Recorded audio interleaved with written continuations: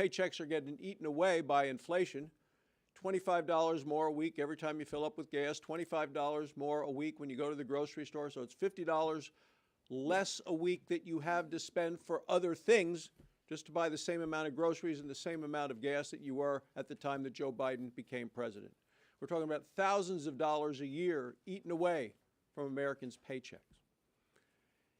And it's not just the inflation component. The amount of money they're talking about spending, the only way they can do that is significantly raising taxes. It's not just going to be on a couple of rich people or a couple of big companies. The amount of spending is so dramatic that everybody will be paying in one way or another. People are going to get hit in their savings, in their investments, in their retirement accounts. That is what's going to happen to each and every one of the folks in America who see what the Democrats are trying to do here. And the Democrats have been very upfront about the fact they are ready to supersize the IRS to go after all of the taxpayers in America to make sure they get every last dime from them. It's time for the American people to stand up, speak out, and say enough is enough. Senator Ernst. Thank you. And these are concerning times, and we've heard over and over again about Bernie and Biden's reckless $3.5 trillion spending spree that will be happening very soon.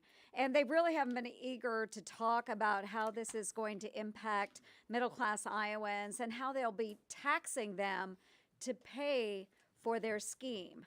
And it's time for Bernie and President Biden to level with the American people. And one example is one that Senator Thune brought up, because it does impact Iowans heavily. Agriculture is also our #1 industry in the state of Iowa. And that example is the farm-to-table tax that the Democrats are proposing on our farmers and our small business owners. And Bernie and Biden, what they're going to do, they're going to hit Iowa's family-owned businesses.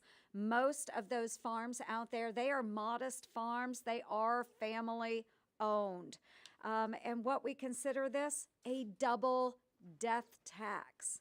It is a double death tax. And that's on top of rising prices, inflation, all of that, which we all know is basically a tax in itself.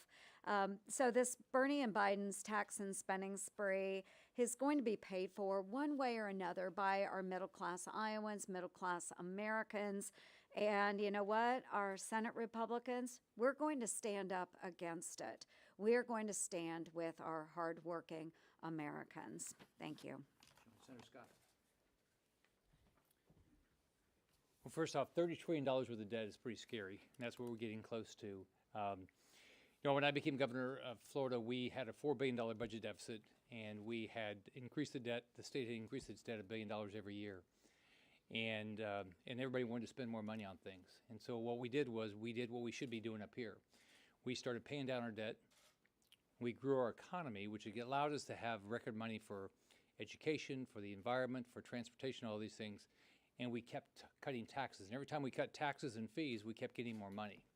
And more people moved to our state, and we grew our economy. We've got to do the same thing up here. And what we can't do is raise taxes on people. There's not enough money to raise taxes on the rich. And by the way, in the American Rescue Plan, the Democrats already raised tax on Uber drivers, DoorDash drivers, people like that, which is to the gig workers, which is completely unfair. And it's exactly the opposite of what they said they were going to do. But if you look at it, they want to just tax the rich. There's not enough money. Well, if you look at how much money they're spending, if they're going to pay for it, which eventually the market's going to, you know, people are not going to buy our debt if we don't have ability to pay it back. They're going to have to tax everybody, and it's not fair. It's not fair to people that are working hard. They can't do this at their house. They have to watch how they have to live within their means. They don't run up debt like this, and we can't do it here, and the taxes will be completely unfair. Thanks, Scott. Senator Blackburn.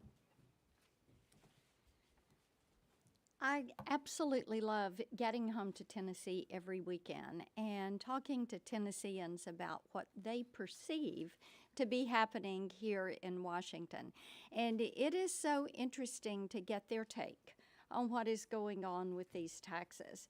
Last weekend, I had a guy that came up to me and he said, you know, during the Obama years, I always felt like I had too much month left at the end of my money. And then we got the Trump tax cuts, and I felt like I had a little money left at the end of the month. And that was a good feeling. And it gave them the ability to do some things they wanted to do for their family. And now, Tennesseans talk regularly about what they fear is going to happen. What they fear is going to happen. Now, we've got a chart right over here that talks about America's debt. If you go from George Washington to George Bush, the day he walked out of the Oval Office, you're at about $10.6 trillion in debt. You look at the increase, close to double through the Obama years. You have President Trump, and then, of course, we have what we spent on COVID. And Senator Barrasso talked a little bit about that. And then you look at what has happened since Joe Biden went into the White House and the amount of debt that they're continuing to add. This is record spending. It is reckless spending. It is raising taxes in order to allow reckless spending, spending that my two grandsons, who are age 12 and 13, and my granddaughter, who is now 11 months old, they are going to have to pay this bill because the bill is going to come due on them. And it is going to compromise their hopes, their dreams, their opportunities. It is why we as Republicans have to stop this spending spree. Senator Bozeman. Thank you. I have the pleasure of being the ranking member on agriculture. So I visit with lots of farmers as they come to Washington, and I get to go throughout the country and visit with them at their meetings. And I'll give you two examples of how this affects them. In being at their meetings on several occasions, they talk about all of the difficulties that they see in the future. They're concerned about waters of the U.S. They're concerned about increased regulation. They're concerned about inflation, the price of fertilizer going up, all the things that make it very, very difficult for them to make a profit. But several of the members, as they have approached and talked to their groups, they pause and say, but that's nothing compared to if the stepped-up basis tax comes into effect. They understand, after visiting with their accountants and this and that, the devastating impact that it would have. We commissioned Texas A&M. It's not John Bozeman saying this. It's not their accountants. We commissioned Texas A&M, who's really the leader in this type of economic research, to look at the farms that they were following. 98% would be affected dramatically. The average was $720,000. State Forester was from Arkansas, who's actually the national state forester, testified before our committee a few weeks ago. He said that if this goes into effect, it would be devastating to the agriculture community. You say, well, John, why are they doing this? Well, they realize that they've got to have some taxes coming in. They're searching every corner because of the chart. Even they realize that the chart can't continue to go up as it is. You have to have some pay-fors.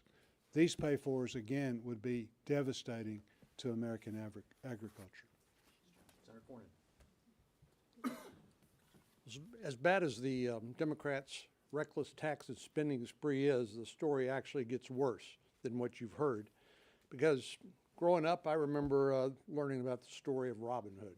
Robin Hood stole from the rich and to give to the poor.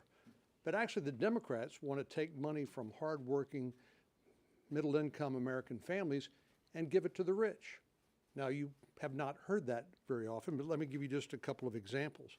For example, they want to eliminate the cap on deductibility for state and local taxes so that wealthy Democrats, mainly in blue parts of the country, can have you and me and my constituents in Texas subsidize them. These are wealthy people who can afford to pay, but they want to make a transfer from middle-income people to wealthy people living in blue states. And then when it comes to their energy agenda, you've heard about electric vehicles. I've got nothing against electric vehicles, but I do question whether you and I and my 29 million constituents ought to subsidize electric vehicles so that rich people can drive around and feel good about themselves. With the $7,500 tax credit, and obviously a lot of subsidies that would be included and benefits be included in this reckless tax and spending extravaganza bill in pursuit of this ideology, really, of a completely renewable energy economy. This is raising money or taxing middle-income Americans, including Texans, to give money to their rich constituents. It's the anti-Robin Hood. Senator Kramer. Well, it'd be hard to improve on what Ranking Member Bozeman said, and certainly my colleagues from the Midwest, Senator Ernst and Senator Thune and others. So let me give what's a pretty average, probably, example from Realville, North Dakota. It would not be unusual for a great-great-grandfather to have purchased land at $20 an acre. It would not be at all unusual that today that would be worth $2,000 an acre. You eliminate step-up in basis. If you have 100 acres valued at $2,000 an acre, you are suddenly taxing a whole bunch more money that no one did a thing other than produce food for a hungry world on for 5 generations. Secondly, their input costs have been skyrocketing thanks to inflation. The price, frankly, the prices they've been getting in the last several years have not been all that great. Not to mention things like floods and droughts and hail and the other things that make farming so difficult. But let's just double the tax on that increased amount that you aren't getting any more money for. And that's what the capital gains tax proposal does. And worse, after all of that, if in fact there's an estate tax bill that comes due that's based on a lower threshold than what we're talking about today, that means more of the estate is going to be taxed if in fact it changes hands between generations. And suddenly you have an outcome that's not just a farmer with a $725,000 tax hit. You have a farmer who has to sell his family farm just to stay alive. That should not be anybody's goal. I'm embarrassed that it is, or maybe they just don't know. Now they should. Thanks, Kevin. Questions? A couple quick questions? Yes, sir. Senator Thune, yesterday we saw the House Progressives sort of flex their muscles for the first time with the eviction moratorium. How concerned are you that could derail some of the moderation in the budget reconciliation with Senators Manchin and Sinema? Because you're counting on them to sort of keep the price in line, even though you don't agree with it in general. So how do you see that sort of play on the future in this and in other battles between the House and the Senate? Well, I think that the Bernie Sanders wing of the party is the tail wagging the dog. I think that the progressive wing is where the energy is. It's where the political money is on their side. And so when they pretty much when they play the music, Democrats up your dance. And I just think that's the way it's going to be. I think you're going to have a lot of pressure. Particularly on people like Sinema and Manchin, who otherwise might be inclined to vote for less in taxes, vote for less spending, that are going to be under enormous amounts of pressure because that wing of their party, in both the House and frankly in the Senate, I think is really ascendant today. Yeah. You said that you guys would try and do whatever you could to stop this. Is there any possibility you would consider trying to deny quorum, as Lindsey Graham has suggested? Well, that was a suggestion that Lindsey was being creative with, and my guess is that that's probably not something that ends up happening. But I do think whatever we can do between now and whenever the budget resolution, or when the budget resolution comes up, and then follow on the reconciliation bill, we're going to do everything we can to stop them. And I hope that we have some Democrats who will help, because if this is in size and scope and scale what we hear and believe it's going to be, it is going to be catastrophic for a lot of folks around the country, namely a lot of the farmers and ranchers who would get hit with the double death tax. I mean, think about what they're talking about here. This has never happened before. They're talking about taxing unrealized gains. Not only do you get a death tax, but they're raising the capital gains tax rate from 20% up to a high rate of 43.4% for people in the high income categories. But they're also applying that to a lot more income, which hasn't been realized yet. I mean, this is unprecedented as a matter of tax policy, but it's an example of the extremes that they have to go to raise the amount of revenue they need to pay for all this spending. Yes, ma'am. Just looking past the reconciliation process, with respect to the debt limit, it seems unlikely that Democrats may fold that into the reconciliation package and may potentially be tying that to a short-term government spending bill. What is your position on that? Would it change your position on a debt limit increase? I think that they need to do the debt limit at 50. I mean, they literally are trying to, the amount of spending, the amount of taxation they're talking about, and frankly, they've already done. I mean, they did $2 trillion, as has been pointed out already earlier this year, which has given us this inflation problem that everyone's been talking about that's affecting every American's pocketbook. But if they try and do $3.5 trillion, or what many are arguing, if you look at real dollars over the true window of time there, about $5 to $5.5 trillion in spending, then they ought to own raising the debt. I mean, they're the ones that are adding to it, and they ought to do that under their 51 vote majority. I can't think of a single Republican who wants to help them do that. Last question. Here. Senator, how much help or cover do you think you might get from the parliamentarian in this process? Obviously, Democrats are trying to put a ton of stuff like immigration changes and things like that into this bill. And how aggressively do you plan to lobby to use the rules to your advantage to keep stuff like that out of whatever they bring to the floor? Both sides will no doubt be working the refs, and the parliamentarian is the referee. And my observation in the past, at least, is then she tries to play it down the middle. And I don't think that she's going to try and advantage one side or the other, but expect them to make every possible effort to include things that are completely unrelated to spending or revenue, which is what the threshold should be under a reconciliation bill, or otherwise you're in violation of the Byrd Rule. I think they're going to try and draw loose connections to everything they do, including immigration. But it has to have a direct impact, not an indirect impact on spending or revenue.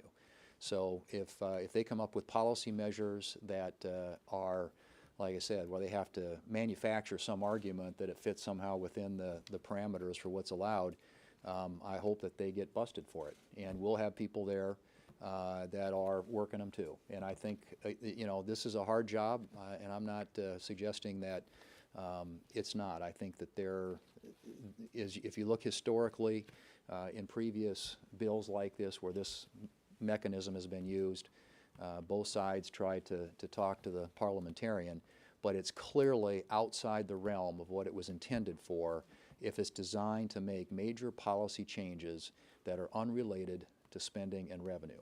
That is the purpose of this, and it should not be abused and misused, and we will fight at every turn their attempts to do that. Thanks, guys.